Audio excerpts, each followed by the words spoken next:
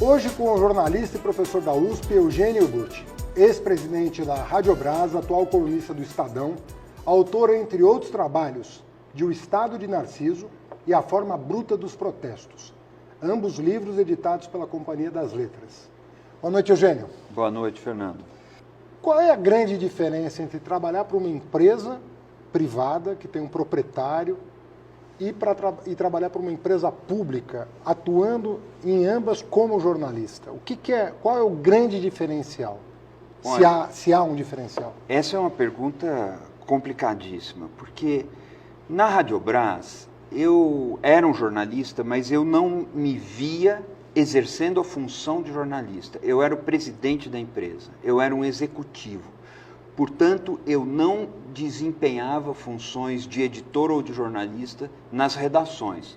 Nós tínhamos um planejamento muito complexo, elaborado na ENAP, que é a Escola de Administração Pública, Escola Nacional de Administração Pública, e tínhamos planos específicos, missões para cada um dos programas, para cada uma das emissoras, e tínhamos aí equipes e jornalistas e editores incumbidos de desempenhar as funções jornalísticas. Eu não apenas não entrava nas funções, eu não fazia edição, não fazia a pauta, não ditava a pauta, como impedia que pessoas de fora dessas funções, inclusive do governo, tentassem interferir nessas pautas.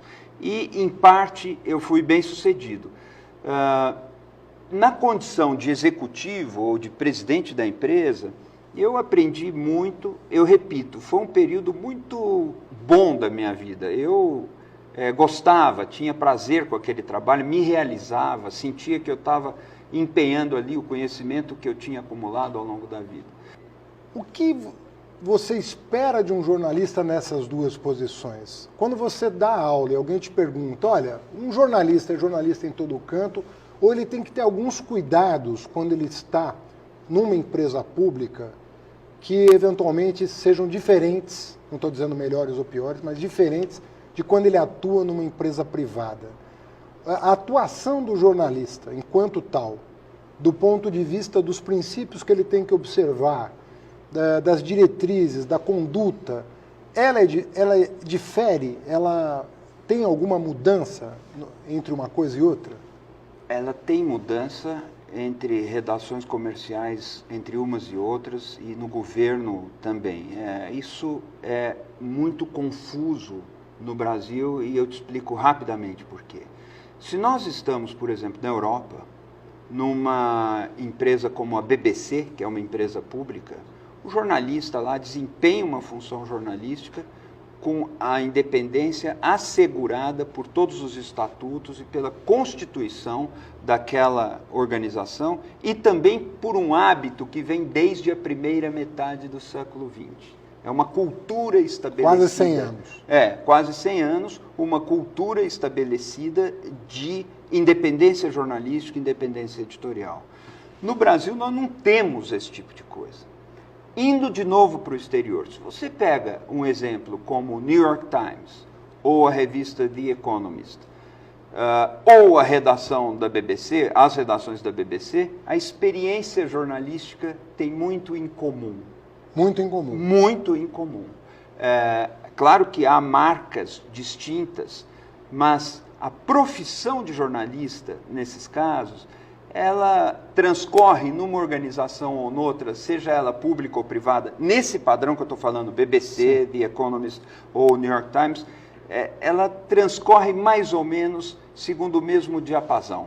No Brasil, nós não temos uma empresa pública de comunicação realmente independente. Então, elas são muito dependentes, porque não são independentes, elas são dependentes do humor dos mandatários, do humor dos que ocupam cargos no executivo. Se eles são mais cultos, se eles são mais preparados, mais civilizados, no melhor sentido da palavra, nós temos um ambiente mais propício a um conteúdo mais inteligente, mais crítico. Se não são, eles atropelam, como um tanque de guerra, qualquer princípio que norteia a profissão de jornalista.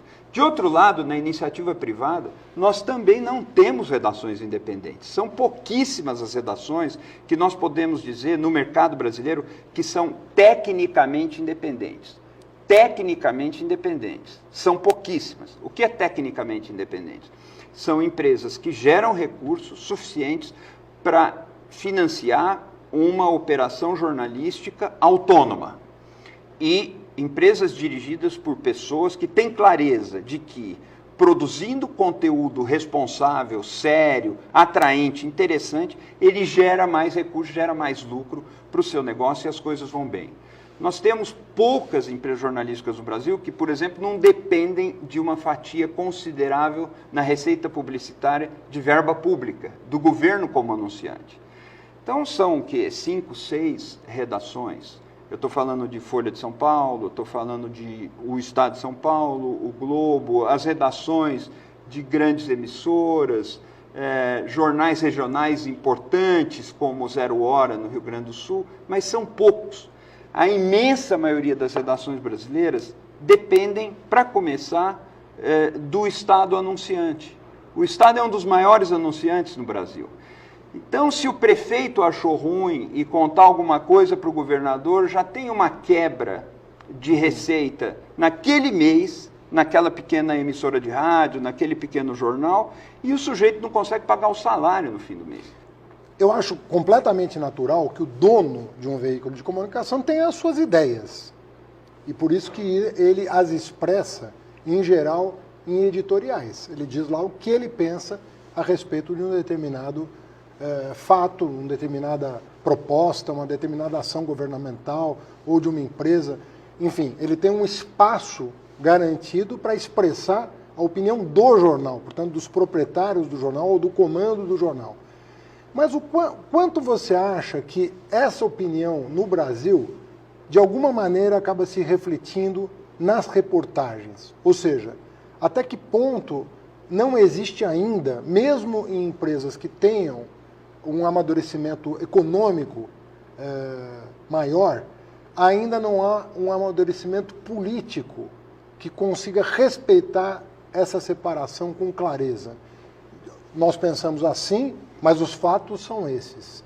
E os fatos foram apurados com toda a imparcialidade, foi respeitado o direito do leitor a conhecê-los em toda a sua integridade. O que você está dizendo é possível esperar e é possível querer, e como cidadão é possível até exigir. Eu faria algumas notas. A opinião que sai no editorial de um jornal não é necessariamente a opinião do dono.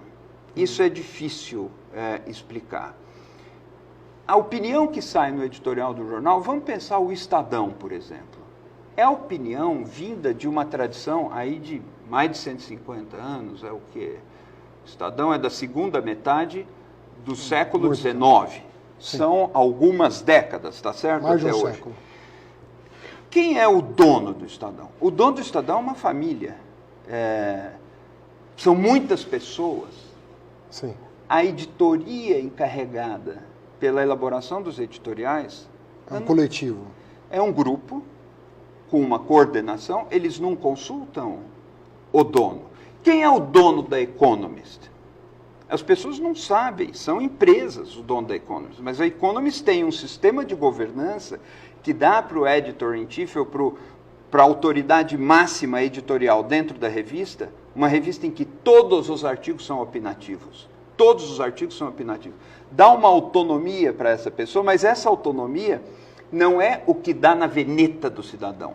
Também é outra tradição secular de defesa de um modelo de liberalismo, um liberalismo que é muito radical na defesa de liberalismo nos costumes também. Sim. Nos costumes. No que se trata de legalização de drogas, Isso aborto, casamento gay. E o editor decide com, eu diria no Economist, com total autonomia, mas ele tem regramentos que vêm da tradição e da cultura daquela publicação. Isso é muito importante entender, que não é o dono que chega lá e vai falando o que vai fazer. Mas isso vale por uma empresa familiar, por exemplo, como a Rede Globo, tem 3 donos. É diferente, é diferente. E aí, como funciona? A tradição da Globo, enquanto Roberto Marinho era o comandante, há registros publicados, sabidos. Eu não estou aqui dizendo de nada que não seja público. Havia uma interferência direta do dono, Roberto Marinho, nas coberturas. Eu gosto de lembrar uma declaração de Roberto Marinho, que eu considero um dos homens de comunicação mais talentosos do século XX, talvez o mais brilhante do Brasil no século XX. Não vai aqui nenhuma restrição pessoal contra ele, mas ele interferia e ele comandava de forma assertiva o que ia ser publicado ou não. E há uma entrevista dele publicada no Jornal da Tarde em que ele diz, com todas as letras, sim, nós promovemos a eleição do Collor e tínhamos razões para esperar que ele fosse melhor do que foi, etc. Em final dos anos 20, começo dos anos 30, Roberto Marinho tem mais ou menos uns 25 anos. O pai já tinha morrido, mas ele ainda não era a autoridade máxima no jornal, estava se preparando para isso, mas ele é decisivo em engajar o jornal no apoio à Revolução de 30. E ele apoia a Revolução de 30. Isso é importante lembrar também, porque o Roberto Marinho é um homem que vem de uma tradição que atravessa todo o século XX, em que não existia simplesmente isso, uma ideia de imprensa independente, profissional, objetiva. Isso foi sendo construído ao longo das décadas. Ao longo do século XX. Qual é o marco? Você consegue... Mas só uma coisa, para a gente não ficar assim. Então, quando a gente fala que o Roberto Marinho conduzia com rédea curta o jornalismo conduzia, nós estamos falando também de uma tradição que tinha esses elementos personalistas do proprietário. A imprensa era um veículo político, partidário, para fazer política partidária.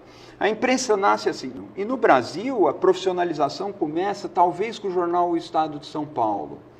O jornal O Estado de São Paulo é um jornal que nasce republicano, mas vai migrando aos poucos. Inclusive o Júlio Mesquita era um militante republicano, ele é eleito deputado, mas ele vai se afastando da política e se dedicando cada vez mais ao jornal, tornando o jornal um ambiente que havia pessoas monarquistas e pessoas republicanas e de simpatia comunista, como aconteceu com Euclides da Cunha, escrevia lá, e vai descobrindo o que pode ser um jornalismo de mercado. E no final dos anos 20, o Estadão era um jornal relativamente independente em relação ao Partido Republicano, relativamente plural, profissionalizado e muito rico, com faturamento alto. O faturamento do jornal Estado de São Paulo era maior do que a receita de 16 ou 17 dos estados brasileiros na época. Era uma loucura, era um homem muito rico e muito poderoso, fazendo jornalismo, para aquele tempo, profissional, plural, com uma opinião muito forte e independente. E naquele tempo, ele dirigia os editoriais. Com o tempo, o Estadão separou as coisas. O comando dos editoriais é um e o comando da reportagem é outra direção. O jornal dividiu as duas direções. Agora, os editoriais influenciam a redação, mas muito. Influenciam, não deveriam influenciar, mas influenciam. Por quê? Até porque um jovem repórter lê o que o editorial está dizendo, quer ficar bem, não sei o quê, sem saber, ele é influenciado por aquilo. Isso não é bom, mas isso acontece. A regulação econômica, por exemplo, como existe em alguns estados americanos ou em alguns países europeus, da mesma família não ser proprietária numa localidade da rádio, do jornal de maior circulação e da TV de maior audiência.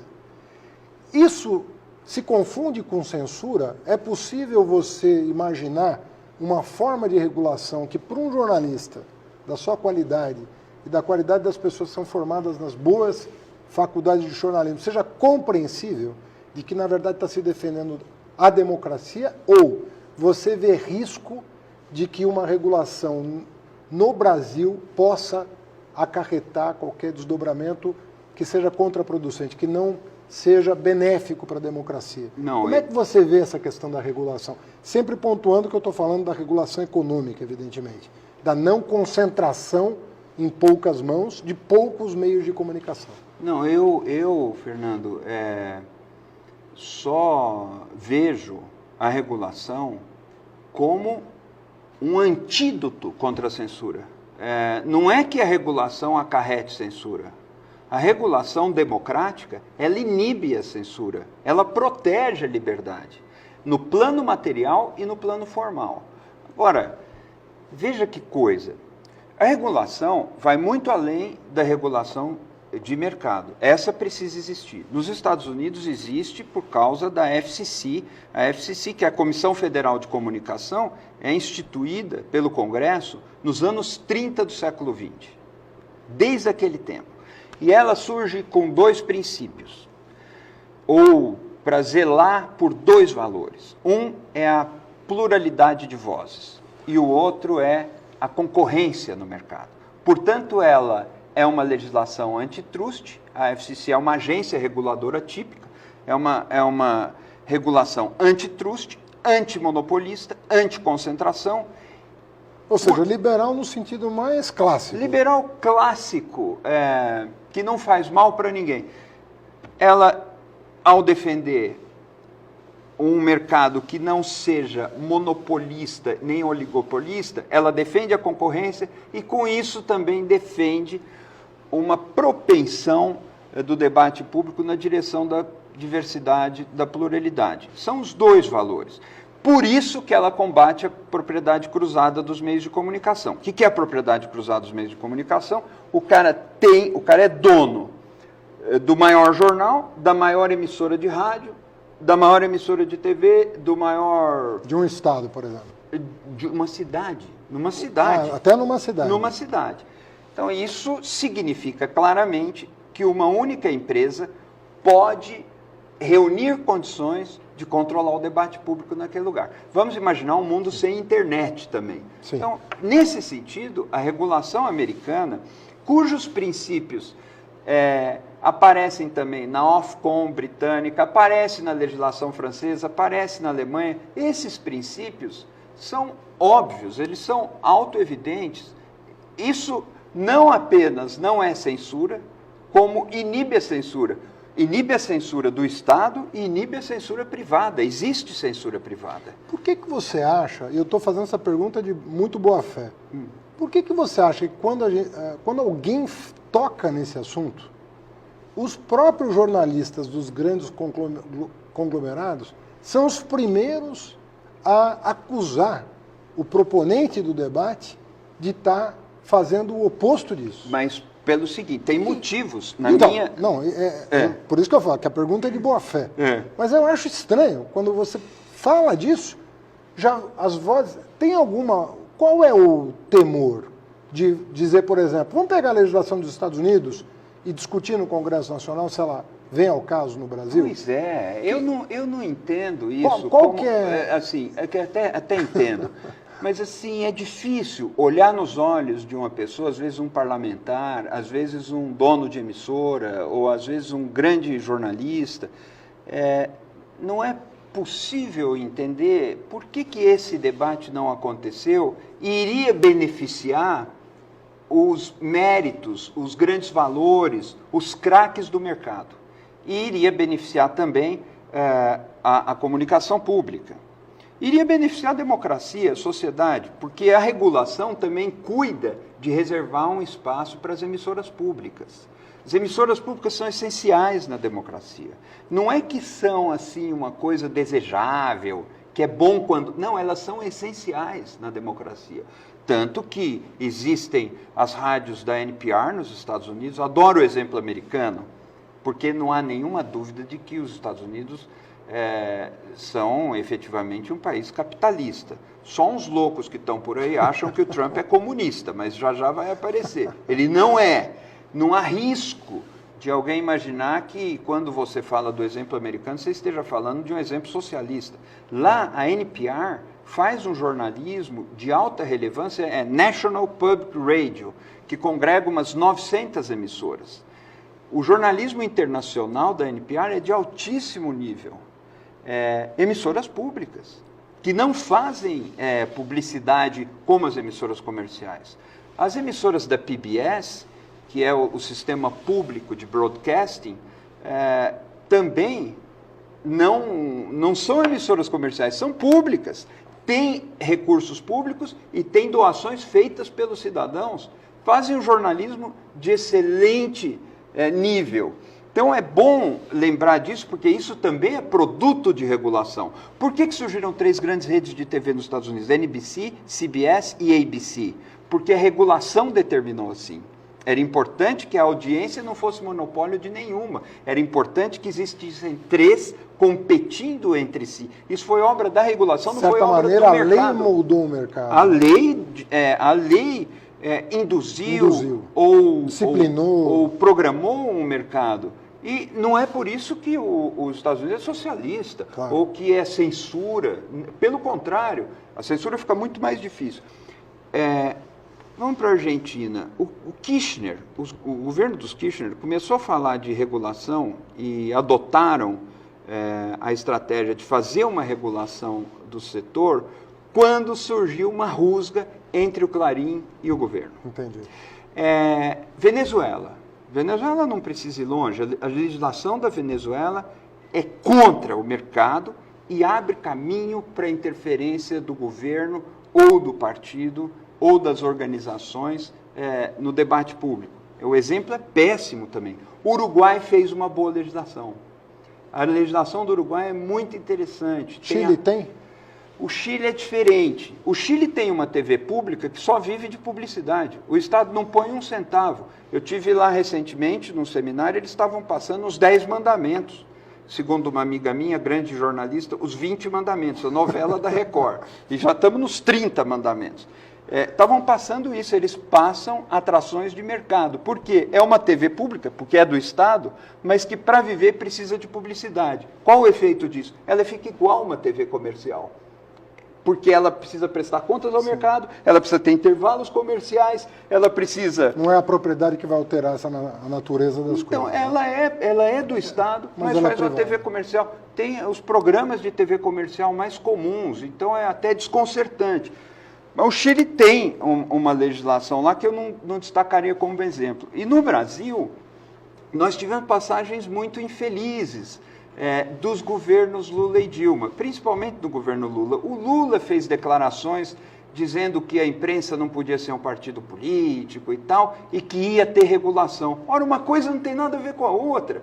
Você não pode brandir a regulação para dizer que vou me vingar de vocês.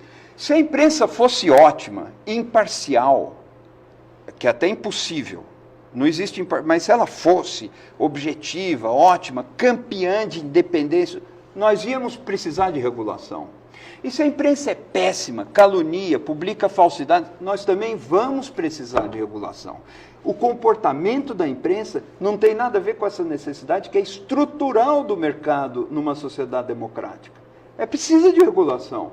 Não é porque é bom ou ruim, mas os discursos do Lula às vezes fizeram essa associação. Nesse sentido, eu acho que as pessoas que recusam a regulação estão mal informadas, em geral. Mas nesse sentido, o Lula estimulou com certos discursos esse temor. E isso foi muito ruim. O que se passa no Brasil que as coisas são tão contidas? Olha, talvez isso incomode um pouco uma pessoa que... Percebe? Você fala, por que não tem pluralidade, né? Assim, o que se passa? São poucos os momentos. Se nós pegarmos o Globo, a Folha e o Estadão, acontecem momentos em que eles têm inclinações díspares, bem centrífugas. Por exemplo, impeachment da Dilma, a Folha defendia a renúncia da Dilma e do Temer. O Estadão defendia uma outra coisa e o Globo defendia outra coisa diferente. E acontecem momentos assim, mas na maior parte do tempo há uma espécie de afinação. Alinhamento, assim, né? não é um alinhamento porque ele não é concertado, né? Ele não tem uma reunião em que eles... Mas é um processo. É um de processo aproximação, assim. Como se os fundamentos dos três coincidissem. E eles... Então, se dá mesmo esse efeito de que nós não temos uma diversidade como seria desejável. A diversidade de vozes da sociedade brasileira não se traduz na diversidade de vozes da imprensa que realmente conta no Brasil. Então, isso é um problema. Em parte, isso vem dessa mentalidade censória, né? Quem diz, aliás, a primeira vez que eu li que no Brasil a imprensa nasceu depois da censura é um livro do professor Luiz Milanese, O que é Biblioteca? E ele reconstitui a vinda da família real, Sim. Vem as 3 censuras que existiu em Portugal e vem também a imprensa régia. Mas quando sai o primeiro jornal publicado no Brasil, que é em junho de 1808, Gazeta do Rio de Janeiro, que era um diário oficial, as casas censórias ou a censura régia lá já estava funcionando. Já estava... É muito impressionante. Foi instalada? Ela já vem funcionando.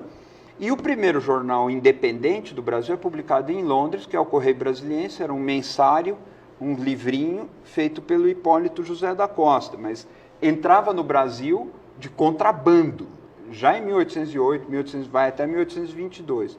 Essa origem da imprensa brasileira, ela também não favorece, porque no Brasil o Estado pôs a imprensa. No Brasil, o Estado fez a sociedade civil. Você estava citando o exemplo dos Estados Unidos. Nos Estados Unidos, o Estado aflorou da imprensa.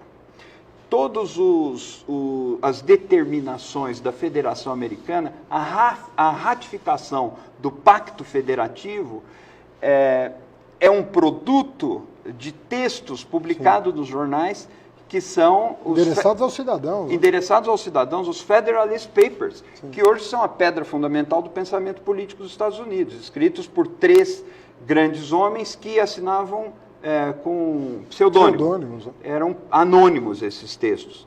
Foram publicados nos jornais. E nos jornais, pelos jornais, eles convenceram as pessoas que tinham atuação política e assim foi ratificado o Pacto Federativo. O Estado nasceu da imprensa. O Brasil é o oposto. Então, tudo isso precisa ser levado em conta. Mas há um dado a mais que precisa ser levado em conta também, que eu diria é uma infelicidade das vozes divergentes do nosso tempo. Na ditadura nós tivemos Pasquim, que é um fenômeno, é uma coisa maravilhosa ter existido, que está fazendo 50 anos agora.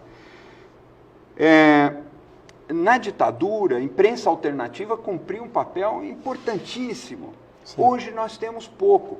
E o pouco que nós temos reproduz os vícios piores de uma imprensa tradicional dominante. Juliano, deixa eu te fazer uma última pergunta.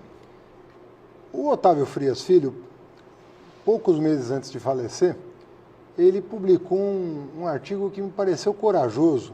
Já sabia que estava doente, estava lutando pela vida. Se eu não me engano, o título do artigo, se não o título logo na primeira linha, ele falava: jornalismo, um mal necessário.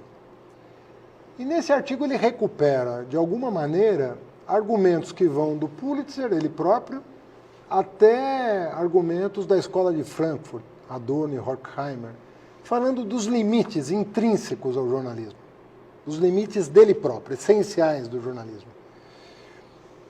O quanto para você isso é verdade, o quanto para você isso é superável? O que é o bom jornalismo? Qual é o limite do bom jornalismo? Até onde ele vai? Bom, você mais uma vez vai me fazer uma pergunta que me... eu não sei como sair disso. Começando pelo Otávio, uma figura brilhante que eu conheci, você conheceu também,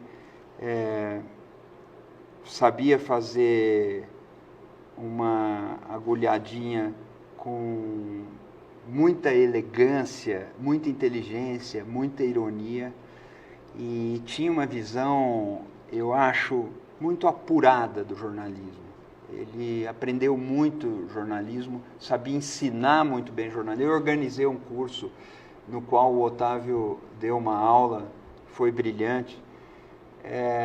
A ideia de que o jornalismo é um mal necessário é uma ideia mais ou menos simples e nós não podemos perdê-la de vista. O jornalismo não faz o bem. Ele não ajuda as pessoas. O jornalismo existe para mostrar o que não funciona. Nesse sentido, para mostrar o que subverteu a expectativa legítima do cidadão, da sociedade. Nesse sentido, ele expõe indevidamente pessoas, ele é desagradável, ele faz perguntas pouco polidas, faz críticas ferinas, mas se não tivermos esse mal, não há como a democracia se equilibrar, não há como a sociedade saber das coisas que o poder quer esconder. Jornalismo só serve para isso, para tentar furar aquilo que o poder quer esconder, só para isso. Então, é um mal e é necessário. Eu acho que isso não tem superação, porque o grande jornalista, ele tem duas características, que são dois vícios. Uma, ele é um agente de uma curiosidade que é mais forte do que ele. Ele não consegue... O grande jornalista, quando vê passar uma boa história do lado, ele fica alterado. É o caso de camisa de força. O sujeito não se segura. E a outra coisa que faz um grande jornalista é uma indiscrição essencial. O jornalista, ele adora contar uma história que ninguém sabia e faz tudo. É o grande prazer, é a realização dele. São duas coisas ruins, mas combinadas num jornalista, produzem um grande jornalista. Assim como o sadismo é ruim, mas num cirurgião que sabe disciplinar, ele transforma o sadismo em uma forma de salvar vidas. Porque é uma pessoa que gosta de abrir o corpo do outro, pegar o coração na mão. Essa pessoa é sádica, mas ela disciplina isso para o bem da... Então o jornalismo é um mal necessário nesse sentido e nunca será um bem. Mas a sociedade fica melhor com ele. Eugênio, obrigado.